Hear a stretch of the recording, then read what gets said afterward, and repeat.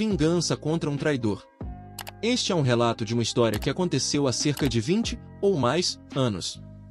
Ela é longa, portanto, terá um TLDR no final. Dirige uma consultoria de TI. Na verdade, foi um trabalho que consegui por meio dessa consultoria que me fez receber a oferta de emprego na empresa onde a história se passa.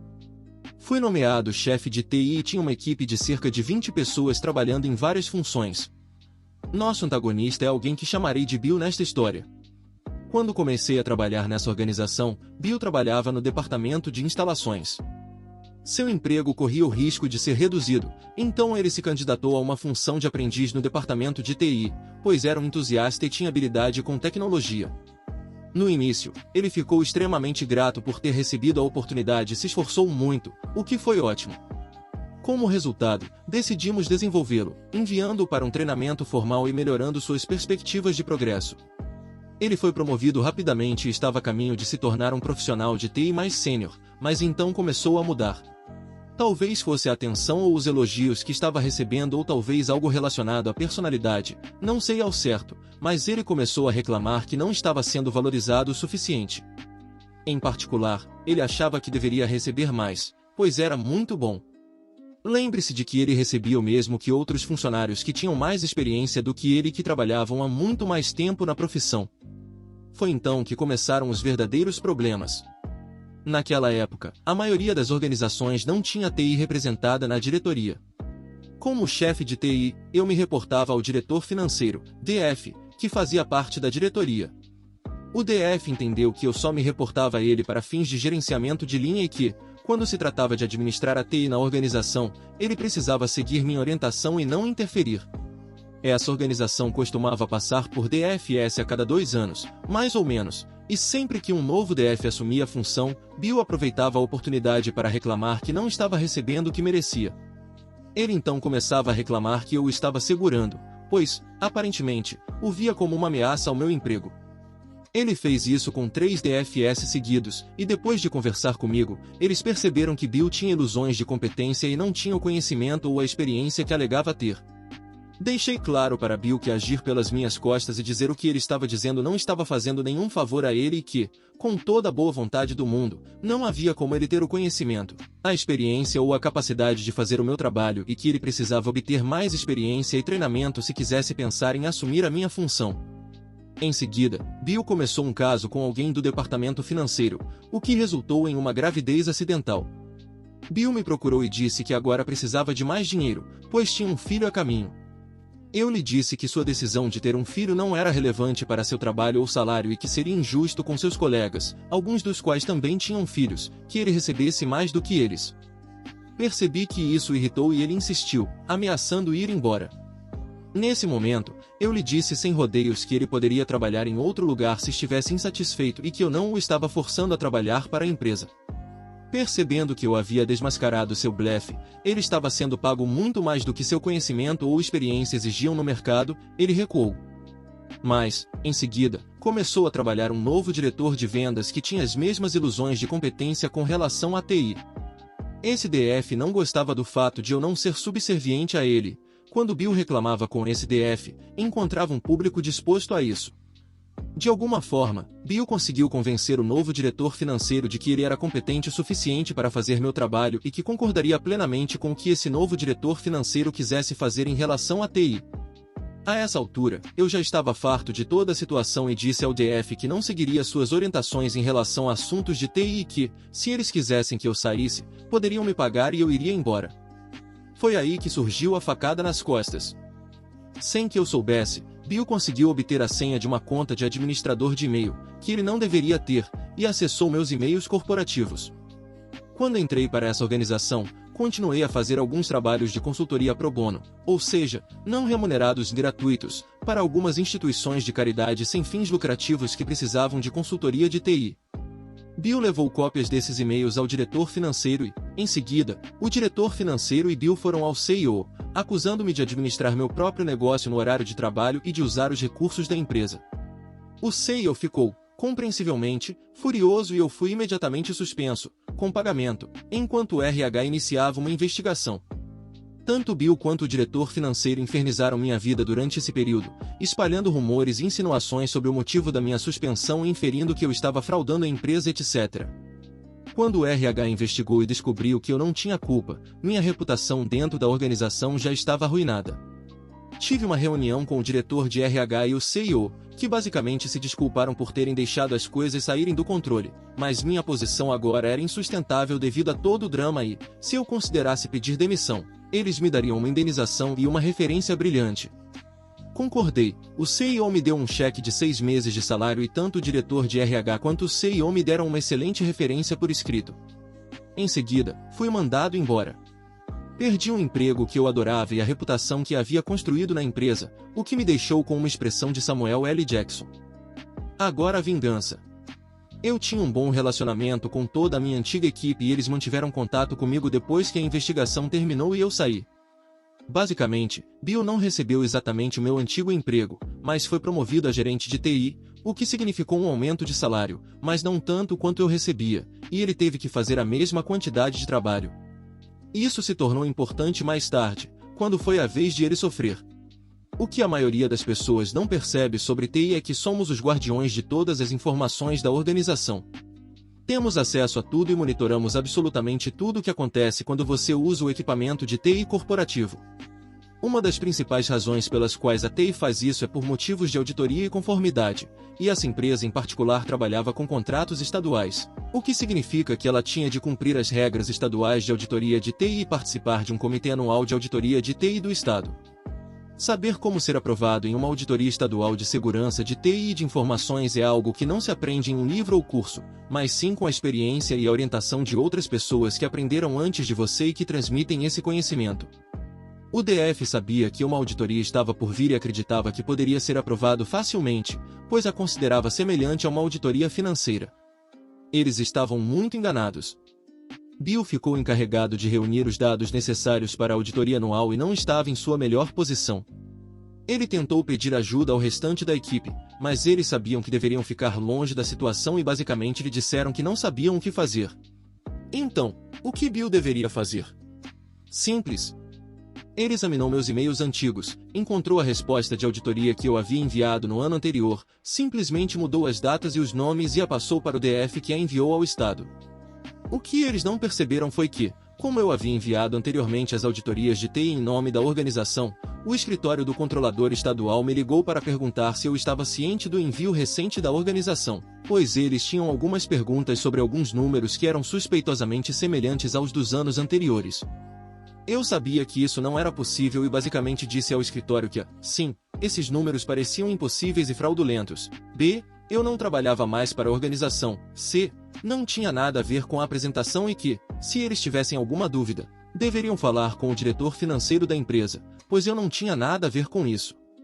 Pouco tempo depois, Bill e o diretor financeiro tiveram um grande desentendimento. Não sei bem do que se tratava, mas, aparentemente, foi uma briga aos berros no escritório e Bill foi demitido na hora por insubordinação grosseira e má conduta. Ele foi levado para fora do local pelos seguranças com um sorriso de quem está comendo merda. Bill não estava preocupado, pois tinha um emprego dos sonhos esperando por ele. Falarei mais sobre Bill mais tarde. Voltemos ao DF que decidiu representar a empresa no Comitê de Auditoria de TI do Estado. Antes disso, porém, o diretor de RH me ligou, eu não atendi, e deixou uma mensagem de voz com os seguintes dizeres: Olá fulano, gostaria que você se juntasse ao DF para representar a empresa na próxima reunião do Comitê de Auditoria do Estado para ajudar a resolver as preocupações que surgiram com a auditoria de TI deste ano. Ficaríamos felizes em lhe pagar o dobro da diária de seu antigo cargo e todas as despesas de viagem. Estaria realmente nos fazendo um favor. Nem me dei ao trabalho de responder. Dizer que o resultado foi um verdadeiro show de horrores seria um eufemismo. O DF não conseguia explicar por que os números deste ano eram exatamente iguais aos do ano anterior e nem sabia o que a maioria deles significava, pois não tinha mais do que um conhecimento básico de normas e regulamentos de TI. Ficou claro que eles estavam muito fora de seu alcance, que a organização havia fabricado seu relatório de auditoria e que a empresa havia perdido seu credenciamento de TI, o que a tornava inelegível para trabalhos estatais que representavam aproximadamente 20% dos negócios, na época, cerca de 20 milhões de dólares. Como resultado, o DF perdeu seu credenciamento de CPA por atos de descrédito ao enviar um relatório fraudulento e foi dispensado, pois não tinha mais as qualificações para ser o DF da empresa. No LinkedIn, ele agora trabalha como corretor de imóveis. Agora vamos ao Bill. Bill continuou a promover uma crença mal colocada em suas capacidades e conhecimentos. Ele acreditava que receberia meu antigo salário quando eu saísse. Quando isso não aconteceu, ele ficou furioso. Então, ele começou a procurar outro emprego e encontrou o cargo perfeito. Esse emprego era perfeito para alguém com seu nível de experiência e especialização e pagava um salário muito generoso. Bill se candidatou a esse emprego, passou por 3 rodadas de entrevistas e recebeu a oferta de emprego, sujeito a um período de experiência. Portanto, quando Bill foi levado para fora do prédio de seu antigo emprego, ele estava confiante de que estava caminhando para um futuro melhor. O que Bill não sabia é que o emprego que lhe foi oferecido era para uma das organizações sem fins lucrativos para as quais eu costumava fazer trabalho pro bono. Eu tinha boas relações com o diretor administrativo dessa organização e, por acaso, encontrei-o em um restaurante em uma noite em que ele me disse que havia feito uma oferta a alguém que trabalhava na minha antiga empresa. Quando ele me disse que era Bill, deve ter visto a expressão em meu rosto, pois provavelmente esperava que eu ficasse feliz com isso, não horrorizado. Ele me pressionou sobre o assunto, mas, não querendo estragar minha noite de sexta-feira, disse que eu iria ao escritório dele na segunda-feira para discutir o assunto. Na segunda-feira, fui até o consultório e contei toda a história do Bill e a dor de cabeça que ele me causou. O diretor administrativo ficou absolutamente surpreso e me agradeceu pela informação. E aqui está a grande sacada. Quando o diretor administrativo e eu estávamos saindo do consultório, quem eu vejo entrando? Isso mesmo, o Bill, que acabava de sair de seu carro, com terno e botas para seu primeiro dia de trabalho. Do outro lado do estacionamento, ele faz contato visual, me vê com o diretor administrativo e eu gosto de pensar que, naquele instante, ele se borrou nas calças. A verdade é que a expressão em seu rosto era mais de surpresa do que de horror instantâneo de sujar as calças, e fui embora sem interagir com ele, mas o que sei é que ele não trabalha lá, já que voltei para ajudá-los com a consultoria de TI e a pessoa que está no cargo agora não é o Bill. O que eu sei é que o perfil dele no LinkedIn mostra que seu último emprego foi na empresa em que nós dois trabalhamos, e segundo as últimas notícias, ele conseguiu um emprego no suporte de TI da Geek Squad, que pagaria menos da metade de seu salário original quando ele começou em TI. E, de acordo com a mãe do bebê dele, que trabalhava no departamento financeiro da antiga empresa, ela ainda está lá e, de vez em quando, faz uma publicação no FB sobre ter que criar um filho sozinha, sem a ajuda de um homem caloteiro. TLDR, fui enganado por alguém a quem dei uma chance, e pelo meu chefe, e, como resultado, meu chefe perdeu o emprego e essa pessoa perdeu uma oportunidade de ouro por eu ter revelado sua verdadeira natureza ao novo empregador. A vingança profissional de um advogado contra um espancador de esposas. Vamos chamá-lo de Joe. Tenho que chamá-lo de alguma coisa, o homem que arruinei, mas não posso chamá-lo pelo nome verdadeiro, então vamos chamá-lo de Joe. Joe era um espancador de mulheres. Fui contratado pelo cunhado de Joe, o irmão da esposa que Joe espancava. Meu cliente também era o ex-parceiro de negócios de Joe. Além de toda a questão do você bateu na minha irmã, meu cliente tinha outro problema com Joe, um problema sério de negócios. Meu cliente levou a questão ao tribunal e me deu o caso para resolver. Joe e seus advogados me enfrentaram longa e duramente. Joe estava confiante de que suas besteiras e seu perjúrio total levariam a melhor. Isso sempre havia funcionado antes. Suas besteiras e seus punhos lhe renderam um bom acordo com a ex-mulher, sem pensão alimentícia, então talvez ele achasse que as ameaças e mentiras levariam a melhor mais uma vez, mas ele estava errado e, após o julgamento, obtive uma sentença contra ele, uma sentença grande, muito maior do que ele poderia pagar. Joe se contorcia, se virava, se contorcia e se agitava, mas, depois de algum tempo, eu havia localizado e tomado todos os seus bens. Na verdade, foi fácil, Joe não pensou nas consequências, e por isso, não se aconselhou com um advogado até que fosse tarde demais. Se um de meus clientes o processar, você estará em apuros, pois meus clientes o processam antes mesmo de saberem seu nome. Mas Joe não constituiu advogado até que o servidor do processo jogou os papéis a seus pés, então, já era tarde demais. Analisei as finanças de Joe como um moedor de carne. Depois de algum tempo, Joe só tinha uma propriedade, uma casa, e ele se agarrava a ela, pois estava alugada e era sua única fonte de renda. Joe morava no porão inacabado e sobrevivia com o que os inquilinos do andar de cima lhe pagavam. Ele descontava os cheques de aluguel em agências de empréstimo, pagando altas taxas, mas valia a pena, pois sabia que eu penhoraria qualquer conta bancária que ele abrisse. Joe conseguiu esconder de mim seu imóvel alugado por um tempo, porque ele o possuía por meio de uma empresa numerada, mas meu investigador o encontrou um dia e o seguiu até sua casa. Joe se autodestruiu durante a etapa seguinte, que levou alguns anos, enquanto eu furava seus véus corporativos e seus tristes esforços em uma transmissão fraudulenta, mas, no final, eu tinha sua última casa, a casa onde ele morava no porão inacabado. Joe saiu um dia para comprar um maço de cigarros, e quando voltou, o xerife havia trocado as fechaduras. "Meu cliente pode pelo menos morar no porão?" disse-me o advogado de Joe, pro bono, porque a essa altura Joe não tinha nada para pagar advogados. Eu conhecia o cara pro bono, ele exercia a advocacia nas proximidades. Enquanto eu falava com ele, pude ver a janela do escritório do advogado pro bono do outro lado do estacionamento, da janela da torre do meu escritório. "Pergunte ao comprador", eu disse, "isso não está em minhas mãos", e estava. Eu disse ao advogado de Joe que o novo proprietário, um indicado, um dos funcionários do meu cliente, não o deixaria voltar para seu apartamento de merda no porão. Joe, um homem que tinha sido dono disso e daquilo aqui e ali e por toda a cidade, acabará de perder a última coisa que possuía no mundo. Com exceção de sua caminhonete. Ele ainda tinha caminhonete. A caminhonete de Joe era uma grande besta que consumia muita gasolina e na qual ele dirigia por aí. Era velha e frágil demais para ser confiscada, então deixei que Joe ficasse com ela, e fiquei feliz por isso, porque agora a caminhonete era onde Joe dormia. Até que ele cometeu um erro e perdeu a caminhonete também. Ele perdeu a caminhonete no dia em que recebi um telefonema dos inquilinos da casa da qual Joe era proprietário. Ele voltou e estacionou a caminhonete do outro lado da entrada da garagem, disse o inquilino, acrescentando que Joe tinha enlouquecido. Ele havia estacionado a caminhonete ali com raiva, por despeito, e depois foi para a cidade, dizendo que voltaria mais tarde naquele dia para dormir na caminhonete. "Você consegue contornar a caminhonete?" perguntei. O inquilino não conseguiu. A entrada da garagem estava bloqueada.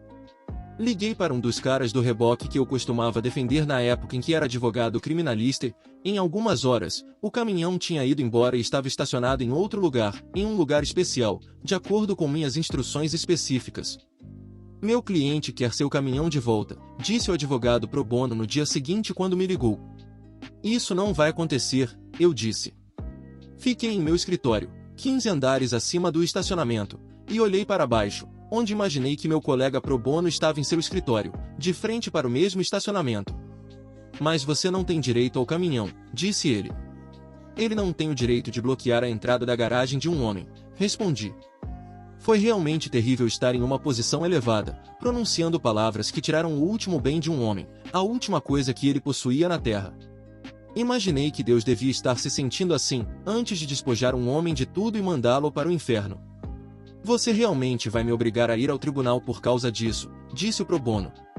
"Faça o que tiver que fazer", eu disse, e o pro bono disse que seu cliente viria no dia seguinte para assinar uma declaração juramentada e que depois eles iriam ao tribunal para recuperar o caminhão.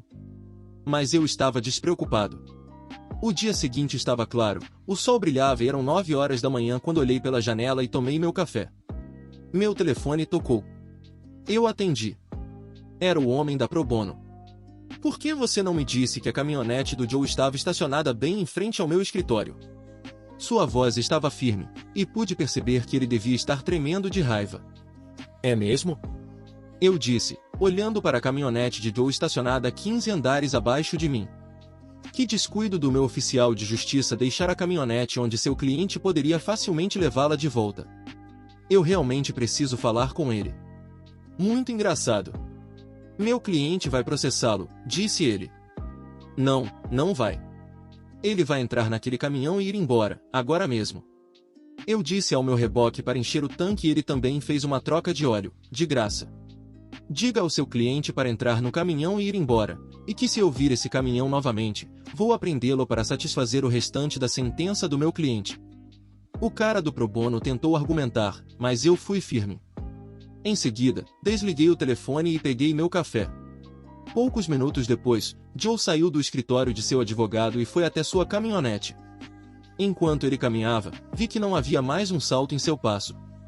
A alegria havia desaparecido dele.